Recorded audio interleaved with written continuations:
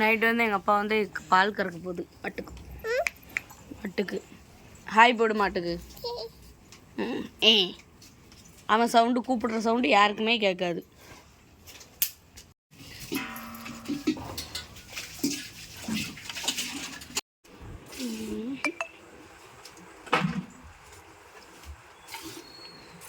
நாளைக்கு 10 மணிக்கு ட்ரெயின் இருக்குது, பார்ப்போமே. என்ன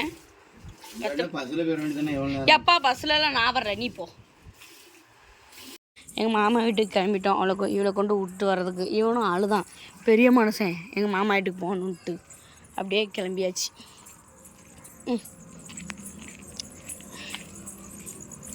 நாங்களும் வரோம். எங்கள் அத்தையும் வெளியே நிற்காவா. நீங்களும் அங்கே வரதா கிளம்பியிருந்தீங்களோ? எங்கள் அண்ணன் வந்துட்டானாங்க. மாமா வீட்டுக்கு வந்தோடனே வேலையை பார்த்தீங்களா? என்ன பண்ணுத என்ன எங்கள் அம்மா வீடு தான்.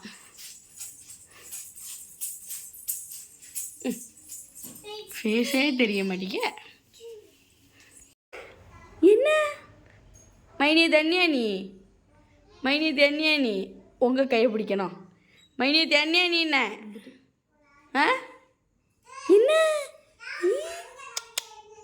வந்தாலும் கொஞ்ச நேரம் தூங்கினா என்ன சிரிப்புக்காங்களா? இதுதான் என் முறை பையன். ஒரு இது கூழு,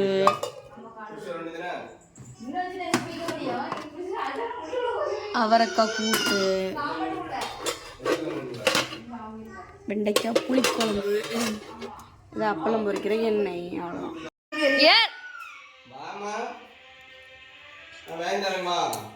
போ ஜெஸ்ஸியவே கூட்டு வா. அழுதா பாரு. போ ஜெஸ்ஸியவே கூட்டு வா. ஜெஸ்ஸியை போய் கூட்டு வா. வாண்ட ஒரு வார்த்தை சொல்லுறதுக்குள்ளே ஒருத்தட்டு சோறு சாப்பிட்ருவேன். நான் காலையில் பால் கறந்தோமா, அதை அப்படியே ஃப்ரிட்ஜிலே வச்சாச்சு.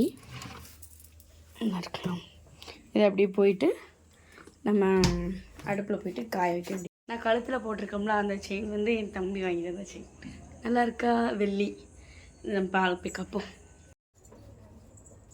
பால் வந்து சட்டியில் காய வைக்க.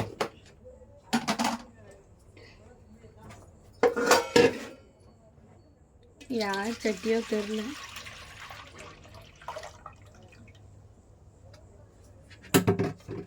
லோக்கான் பால் இருக்கு.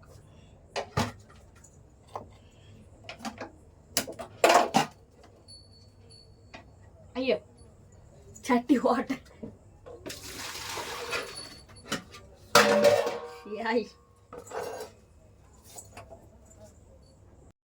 ஃபஸ்ட்டு ஒரு சட்டியில் வச்சேன்னா அது பார்த்தா ஓட்டை. அதுக்கப்புறம் வேறு ஒரு சட்டியை எடுத்துகிட்டு வந்து பாலை மாற்றி, இது வந்து காலையில் கறந்த பால்.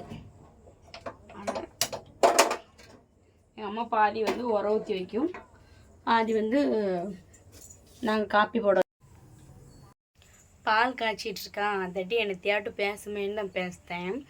மறக்காமல் வீடியோ பிடிச்சதா லைக் பண்ணுங்கள், ஓகேவா? எனக்கு இந்த லாங் வீடியோலாம் எடுத்து பழக்கம் கிடையாது.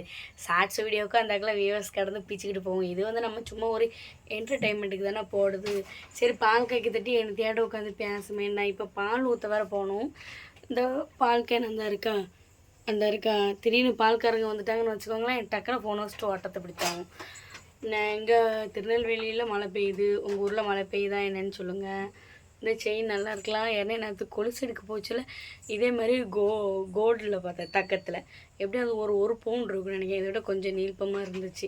அதையும் எடுக்கணும்னு ஆசை. ஆனால் தங்கம் இருக்கிற ரேட்டுக்கெலாம் தங்க பக்கத்துலாம் போக முடியாது. நம்மளை பொறுத்தளவு அப்படி தான். ஏன்னா நமக்கு அது ஒரு தங்கம் மட்டுமே எடுக்கணும்னு ஒரு இது இல்லைல்ல. நமக்கு 1000 பணம் துட்டு வந்தாலே எப்படி கையில் செலவழிஞ்சு போகுதுன்னே தெரியாதுங்க. சரி என் தேட பேசிகிட்டு இருக்கணும். த்ரெட் பண்ணியிருக்கேன். நல்லா இருக்கேன்னு மறக்காமல் சொல்லுங்கள், ஓகேவா? நம்ம பேசிகிட்டு இருக்கோம், பால் கொதிச்சிருச்சு. இதே அம்மா என்ன பண்ணுவோம், பாதி காப்பி போட வச்சுக்கிடும், பாதி வந்து தயிர் ஊற்றுறதுக்கு வச்சுக்கிடும். நம்ம இந்த ரைஸ் மில்லில் பார்த்தோம்னா ரோசியும் பிளாக்கியும் அதுக்கு சாப்பாடுக்கு, அதுக்கு தயிரும் விட்டு வச்சு தான் அவங்க சாப்பிடுவாவோ. அதனால அதுக்கு வச்சுருக்கோம். உங்கள் வீட்டில் நைட் என்ன ஸ்பெஷல் அப்படின்னு சொல்லிட்டு மறக்காமல் கமெண்ட் பாக்ஸில் கமெண்ட் பண்ணுங்கள். இதுக்கு முன்னாடி நான் வெளியே இருந்து தான் வீடியோ எடுத்தேன்னா அது ஃபுல்லாக தெளிவாகவே தெரியலை. அதனால் வீட்டுக்குள்ளே அப்படியே வந்தாச்சு. எங்கள் வீடு இதுதான், சின்ன குட்டி வீடு, எனக்கு பிடிக்கும். ஆனால் இதுவுமே அவ்வளோ ஒழுகுது. எங்கள் அம்மா வேறு வீடு மாற்றணும், வேறு எல்லாத்தையுமே பிரிச்சுட்டு சீட்டு மாற்றணும்னு சொல்லியிருக்கு. வீட்டுக்குள்ளெல்லாம் என்னால் காட்ட முடியாது, அது ரொம்ப க்ளீன் பண்ணலை. அது மாட்டுக்கு சோறு. மாட்டுக்கு ஃபேனை பார்த்தீங்களா, முண்டகனியை அது பிள்ளை. என்னென்னா மாட்டுக்கோசு போன டைமாக அதுக்கு முந்தின டைமான்னு தெரியலை. நான் வந்து எங்கள் முத்தத்தில் மாடு படுத்து கிடந்துச்சா, மாட்டு கொசு ஒன்றும் இவ்வளோ பெருசு, பெரிய கொசு. அப்படியே ஒரு காலையில் பார்த்தா முத்தம் ஃபுல்லாக ரத்தம், என்னென்னா மாட்டு ரத்தம்.